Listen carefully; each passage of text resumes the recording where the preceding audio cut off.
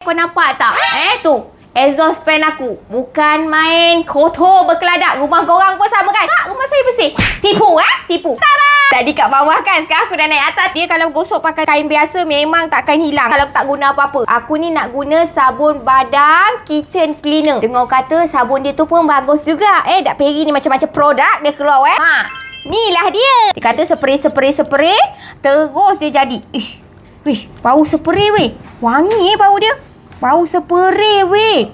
Terus hilang, weh. Keladak-keladak. Spray je kau tengok.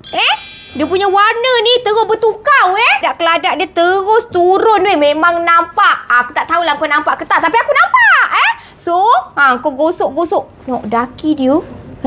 Terus keluar, weh. Daki dia, weh. So, bersih-bersih kau tengok, Yang ini kotor. Yang ini sebelah dah bersih, weh. Okey, yang ini kau tengok, Aku tak tunjuk paling kotor ni. Sini. Kan kau tak percaya pula Aku takut nanti kau tak percaya dengan aku. Korang ni kan tak boleh kalau tak tunjuk contoh. Kau tengok, Ya Allah, bersih. Bersih. Atas ni. Keladak kan? Atas ni. Kau tengok. Ini kotor, ini bersih. Ini kotor, ini bersih. Aku dah kata dah pergi punya sabun badan.